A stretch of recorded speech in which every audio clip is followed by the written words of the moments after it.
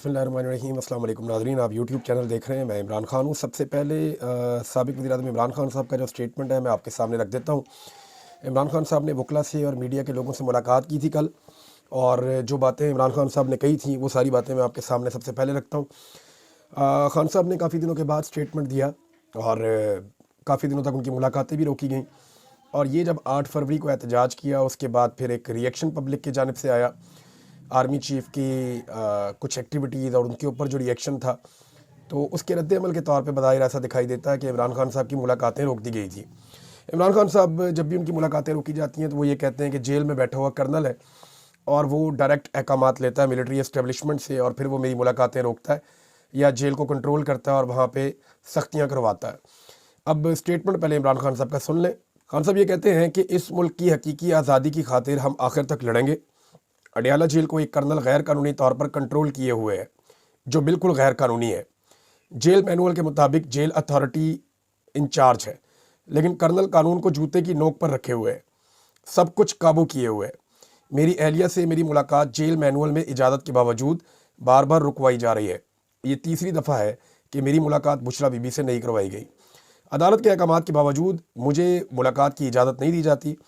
मेरी सियासी लोगों से भी मुलाकात नहीं करवाई जाती। दूर दराज से लोग मुझसे मुलाकात के लिए आते हैं, उनको घंटों इंतज़ार करना पड़ता है, लेकिन उनको इजाज़त नहीं दी जाती। मेरी किताबें तक रोक ली जाती हैं। ये सब कुछ करने का मकसद मुझ पर और मेरी अहलिया पर दबाव बढ़ाना है, लेकिन हम टूटने वाले नहीं हैं। इंसानी हकूक़ से मुताल्लिक़ हमारी पटिशन्स अभी तक लाहौर हाई कोर्ट में जस्टिस बाकर नजफ़ी, इस्लामाबाद हाई कोर्ट और सुप्रीम कोर्ट में ज़ेरे इल्तवा हैं, जिन पर अभी तक कोई सुनवाई नहीं हुई। मुल्क में चादर चार दीवारी का तकद्दुस पामाल है। गैर कानूनी छापे मारे जा रहे हैं। हमें एक जलसा या कन्वेंशन तक करने की इजाज़त नहीं है। आइन हमें ये हक़ देता है कि हम जलसे करें, लेकिन हमसे हमारे आइनी हकूक़ छीने जा रहे हैं। मुल्क में हर तरफ इंसानी हकूक़ पामाल है और अंधेरों का दौर धरा है। पाकिस्तान को क्रिकेट की वजह से बैनुल अक़वामी सतह पर पजीराई मिलती आई है, मगर अब इस शोबे की भी मंजूर नज़र अफराद की भर्तियाँ करके तबाही कर दी गई है। मोहसिन नकवी की साख क्या है, सवाए इसके कि वो एस्टेब्लिशमेंट का टाउट है। उसने क्रिकेट की तबाही कर दी है। क्रिकेट के हवाले से पूरा निज़ाम चेयरमैन के ज़ेरे साया होता है। मोहसिन नकवी के पास क्रिकेट के हवाले से कोई तजर्बा नहीं है।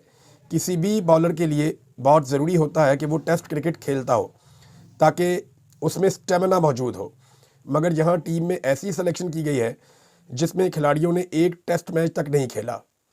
जब मैं वज़ीर-ए-आज़म था तो रमीज़ राजा को चेयरमैन बनाया, जो क्रिकेट का खिलाड़ी और तजर्बाकार था।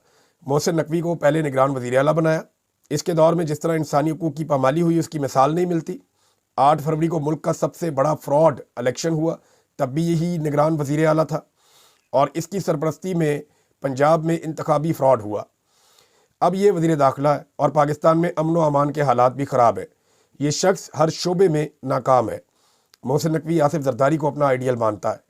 वही आसिफ जरदारी जिसके मिस्टर 10% के किस्से पूरी दुनिया में मशहूर हैं। जिस शख्स का आइडियल आसिफ जरदारी जैसा शख्स हो, उसकी कारकर्दगी क्या ही हो सकती है। मेरे मुकर्रर करदा पार्टी ओहदेदारान ही पार्टी पॉलिसी बनाने के मजाज हैं।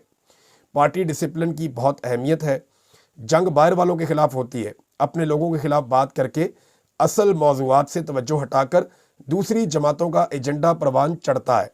मेरे बार बार मना करने के बावजूद शेर अफजल मरवत बयानात देने से नहीं रुका, इसलिए उसको पार्टी से निकाला गया है।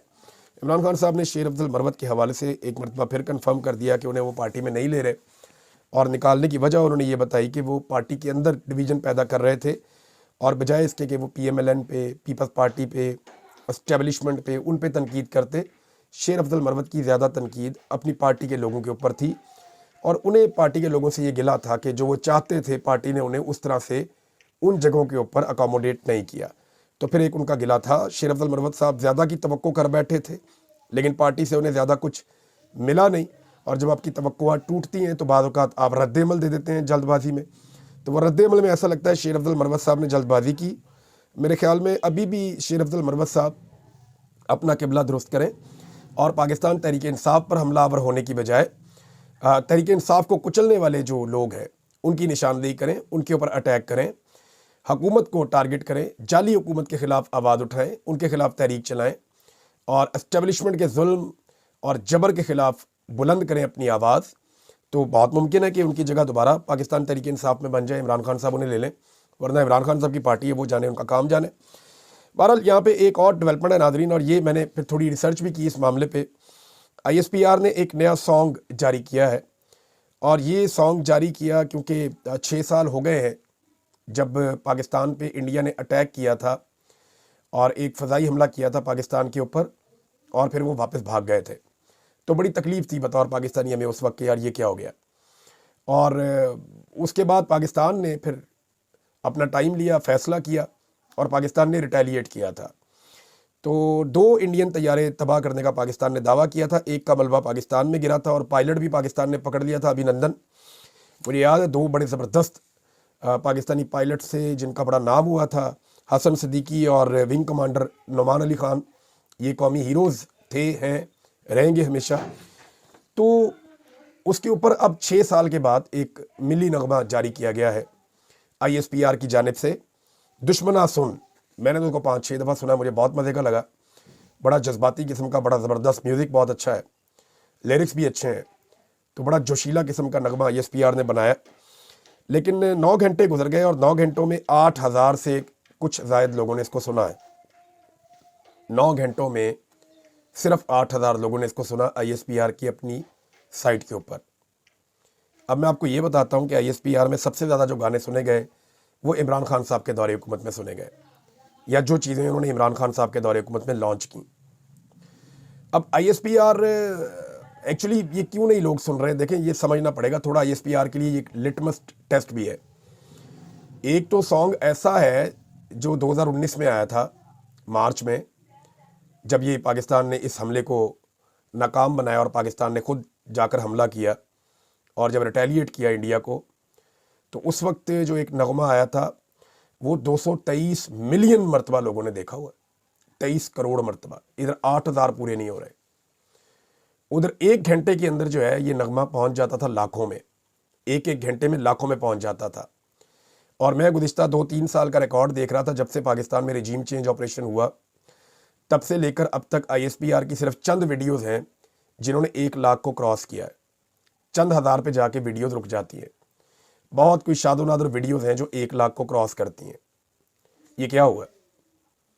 اگر یہ بھی سمجھ نہیں آ رہا تو پھر اب میں اور کس طرح سمجھاؤں کہ زبردست گانا ہے، میں نے سنا ہے، بڑا زبردست ہے، اور 229 ملین کا ایک گانا تھا، کئی 200 ملین کے ہیں، 150 ملین کے ہیں، 15 کروڑ، 20 کروڑ لوگوں نے آئی ایس پی آر کے گانے سنے ہوئے ہیں ماضی میں۔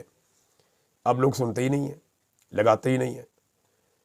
8-9 گھنٹے گزر گئے ہیں، اب جب میں یہ ویڈیو ریکارڈ کر رہا ہوں تو 8,000 لوگوں نے اس کو سنا ہے۔ ہو سکتا ہے 20-25-30-50 ہزار ہو جائیں کل تک، یا ہو سکتا ہے چند لاکھ ہو جائیں، لیکن ملینز میں کیوں نہیں جا رہے جیسے پہلے جاتے تھے؟ بڑا سوال یہ ہے۔ تو یہ اس کا جواب آئی ایس پی آر کو اور فوجی قیادت کو خود اپنے اندر ڈھونڈنا پڑے گا کہ لوگ ان سے کیوں ناراض ہیں، یا ان کی پروڈکشنز کو اب پسند کیوں نہیں کرتے، حالانکہ زبردست پروڈکشن ہے، میں نے سنی ہے۔ اچھا، اس ویڈیو کے اندر ایک تو مجھے اعتراض یہ ہے کہ شہباز شریف کو، خواجہ آصف کو اور ان لوگوں کو دکھایا گیا جنہوں نے اس دور میں مذاق اڑایا تھا جب ابھینندن کو چھوڑنے کا عمران خان صاحب نے اور آرمی چیف نے، ان سب نے فیصلہ کیا تھا۔ امریکہ نے انڈیا پاکستان کا یہ معاملہ طے کروایا تھا کہ اس سے پہلے کہ ایک بڑی جنگ ایسکیلیٹ ہو جائے، پاکستان نے تگڑا جواب دے دیا ہے تو آپ یہ پائلٹ واپس کریں تاکہ خطے میں بڑی جنگ سے بچ جائیں۔ تو اس وقت کے آرمی چیف نے پھر یہ فیصلہ کیا عمران خان صاحب کے ساتھ مل کر، اور یہ جو ایک حملہ تھا اس میں عمران خان صاحب کا ایک بڑا کردار تھا۔ یہ سب کو کہانی پتہ ہے، لیکن آپ کو حیرت ہوگی کہ 6 سال پہلے جو کچھ بھی ہوا اس میں عمران خان کو نہیں دکھایا گیا، یعنی اس ہیرو کو نظر انداز کیا گیا جس نے اتنا بڑا بولڈ ڈیسیجن لیا تھا کہ ہم منہ توڑ جواب دیں گے، جس نے کھڑے ہو کر اقوام متحدہ میں کہا تھا کہ وی ول ریٹیلیٹ، میں ریٹیلیشن کا سوچوں گا نہیں، میں ریٹیلیٹ کروں گا، یعنی میں واپس حملہ کرنے کا سوچوں گا نہیں، میں واپس حملہ کر دوں گا، کیونکہ میں لا الہ الا اللہ میں مانتا ہوں۔ یہ عمران خان صاحب نے کہا تھا، اور اس کے بعد ساری دنیا نے دیکھا کہ جو انہوں نے کہا وہ کر کے دکھایا۔ تو عمران خان کو اس میں سے غائب کر دیا گیا، اس نغمے میں سے۔ تو عمران خان کو، اتنے بڑے برانڈ کو باہر نکال کے جب آپ بیچ میں گھسیڑیں گے شہباز شریف کو اور خواجہ آصف کو اور ان لوگوں کو جو اس وقت مذاق اڑا رہے تھے فوج کا بھی، اور سارا یاد ہے وہ کیا کہا تھا ایاز صادق صاحب نے کہ ٹانگیں کانپ رہی تھی اور یہ ہو رہا تھا اور وہ ہو رہا تھا اور ماتھے پہ پسینے تھے، تو ڈرے ہوئے تھے بہت زیادہ. تو یہ اسٹیٹمنٹ مجھے تو اچھی طرح یاد ہے، اگر کسی کو نہیں یاد تو نہ ہو. بہرحال یہ آیا گانا دیکھتے ہیں نغمہ کتنا چلتا ہے اور کہاں تک جاتا ہے، اس کے اوپر نظر رکھیں گے. لیکن خاص طور پہ اگر اس پہ نظر رکھنی چاہیے کسی کو تو وہ رکھنی چاہیے ISPR کو، اور یہ دیکھنا چاہیے کہ کیوں لوگ انہیں اب نہیں سنتے یا ان کی بات پہ توجہ نہیں دیتے. جہاں ان کے معاملات ملینز میں پہنچ جاتے تھے اب 1 لاکھ میں پہنچتے ہیں، وہ بھی گھسٹ گھسٹ کے. سینکڑوں ویڈیوز میں سے کچھ چند ویڈیوز ہیں، آپ انگلیوں پہ گن لیں، 1 آدھے لاکھ تک پہنچتی ہیں. ناظرین جی، اس کے پیچھے نا بہت ساری کہانیاں ہیں اور بہت سارے ایسے دکھ ہیں جو جڑ گئے ہیں پاکستان کی ملٹری اسٹیبلشمنٹ کے ساتھ. میں نا آپ کو ایک آڈیو سنانا چاہتا ہوں، اور میری خواہش ہے کہ اگر چیف جسٹس آف پاکستان کے گھر سے کوئی شخص اس کو سن رہا ہے تو وہ چیف جسٹس آف پاکستان کو ضرور سنائے. یہ ایک ماں کی فریاد ہے، اس کی آواز سنیں، اور اگر کوئی بھی چیف جسٹس آف پاکستان کو سنوا سکتا ہے تو وہ انہیں ضرور سنوائے. یہ سنیے یہ ماں کیا کہہ رہی ہے. ہاں بس مجھے آپ کو تو پتہ ہے کہ میرا واحد زندگی کا آسرا ہی وہی بچہ ہے. میں اور تھک گئی ہوں، میں نہ مجھے کہیں جا سکتی نہ کچھ. اتنی مشکلوں سے مجھے لے کے جاتی ہے، کدے کورٹ، کدے تھانے، کدے جیل. میری امت تو جواب دے گئی ہے. میں بہت تکلیف دیکھی ہے اس دور میں، ان دنوں میں اتنی تکلیف دیکھی ہے کہ جس کو میں گنوا نہیں سکتی. آپ سب لوگ مدد کریں، بس میرے بیٹے کی ضمانت ہو جائے. یہ آپ نے سنا ایک ماں کو، آپ ان کا چہرہ بھی دیکھ لیں. یہ بزرگ خاتون ہے، ان کے گھر میں صرف ایک ہی مرد ہے اور کوئی نہیں ہے، باقی ساری خواتین ہیں ان کے گھر میں. 23 مئی 2023 کو اس کو گرفتار کیا گیا تھا 9 مئی کے مقدمے میں. یہ نامینیٹ بھی نہیں تھا، ٹیکنیکل بنیادوں پہ اس کا مقدمہ خراب ہوتا رہا، اور 28 فروری کو اس کی appeal supreme court of Pakistan میں ضمانت کے لیے لگی ہوئی ہے. چیف جسٹس آف پاکستان کو سنوائے ہیں. کوئی عمارت، کوئی بلڈنگ، کوئی سامان اتنا قیمتی نہیں ہوتا کہ آپ ایک ماں کا دل ہی توڑ دیں. یہ عورت، چیف جسٹس صاحب 3 دن ان کے گھر والے بتا رہے تھے اسی ویڈیو میں کہ 3 دن یہ خاتون ایک عدالت میں ہی بیٹھی رہی. 3 دن کہ میرے بیٹے کو چھوڑ دیں گے جج صاحب، لیکن وہاں سے بھی نہیں چھوڑا گیا. ہائی کورٹ میں گئے، وہاں بھی نہیں چھوڑا گیا. ہر دروازہ اس خاتون نے کٹکھٹایا. یہ چلنے کی طاقت نہیں ہے ان میں. وہ کہتی ہے میں تھک گئی ہوں. تو جج صاحب انصاف دیجئے، 28 تاریخ کو آپ کے بعد موقع ہے، سب نے مرنا ہے، جا کے اللہ کو بھی جواب دینا ہے. نبڑ دیں گے ان کو، کوئی بات نہیں. کیا ہو گیا اتنا؟ کیا ڈرنا انسان کو ہوتا ہے، خوف فیملی کا ہوتا ہے، اپنی نوکری کا ہوتا ہے، سوسائٹی میں آپ نے موو کرنا ہوتا ہے، اپنی جان کا خطرہ ہوتا ہے، اور بہت ساری چیزوں کا خطرہ ہوتا ہے. لیکن اللہ رب العزت سے بھی خوف ہونا چاہیے انسان کو. یہ کیا کیا اس کے بیٹے نے؟ کتنے آدمی مارے ہیں؟ یہ بزرگ خاتون ہے بیچاری، دعائیاں دے رہی ہے، عدالتوں میں جاتی ہے، کسی کو یہ نظر نہیں آتی. اور ایسی کتنی کہانی ہے، کتنے ہی لوگ ہیں بیچارے. علی رضا ان کے بیٹے کا نام ہے، کیس لگا ہوا ہے چیف جسٹس صاحب کی، رضا علی نام ہے. تو سپریم کورٹ آف پاکستان میں کیس لگا ہوا ہے. 28 فروری کو ان کے گھر کی ایک خاتون بتا رہی تھی. تو میری گزارش ہے کہ یہ چیف جسٹس صاحب کو سنائیں خاتون کی آواز، تاکہ ان کے بیٹے کو چھوڑیں، اپنی ماں کے پاس جائے ان کا بیٹا. تو یہ ناظرین میں نے سنوانا تھا، یہ آپ نے دیکھ لیا. اس کے علاوہ ناظرین ایک اور خبر ہے، اور وہ یہ ہے کہ جو پروگرام ہو رہا تھا اسلام آباد میں اپوزیشن کا، یعنی یہ اپوزیشن کا نہیں ہے بلکہ یہ ایک بڑا گرینڈ قسم کا پروگرام ہے، جس میں مختلف مکاتب فکر سے تعلق رکھنے والے لوگ آئیں گے، میڈیا بھی آئے گا، سول سوسائٹی ہیں، وکلاء ہیں، اور سیاسی جماعتوں کے لوگ ہیں. ایک بہت بڑا پروگرام کروانے جا رہے ہیں اپوزیشن کا اتحاد اسلام آباد میں.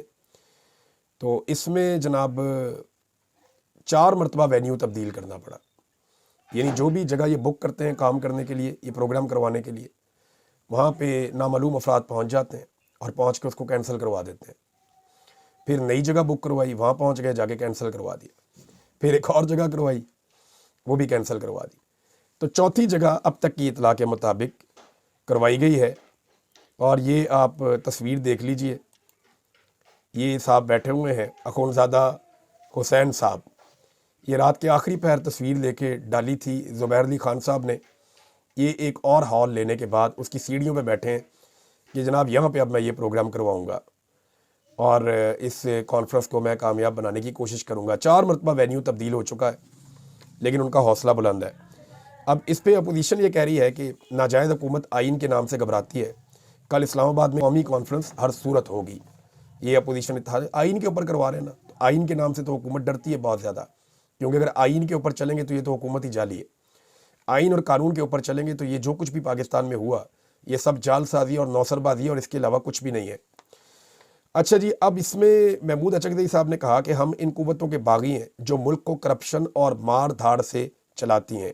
ہم گلی گلی میں ان ناجائز حکمرانوں کا احتساب کریں گے. حالات ویسے بہت پتلے ہیں حکومت کے. یہ جشن وشن دکھا کے ٹپ ٹاپ وغیرہ کر رہے ہیں. مریم نواز نے جتنے منصوبے پیش کیے اخبار کے اندر, یا جو رولا ڈالا ہوا تھا کہ یہ منصوبہ میں نے بنایا, یہ میں نے بنایا, یہ ہر چیز وہ کہتی ہے میں نے پہلی دفعہ کی ہے.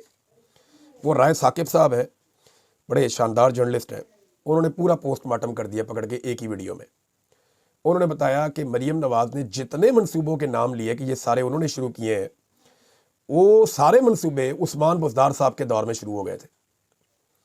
چاہے وہ الیکٹرک بسیں ہوں, چاہے وہ ایئر ایمبولنس ہو, چاہے وہ کسان کارڈ ہو, ہیلتھ پالیسی کا معاملہ, اقلیتوں کی کچھ بھی ہے, وہ سارا معاملہ جو ہے وہ جڑا ہوا تھا عثمان بزدار صاحب کے دور سے.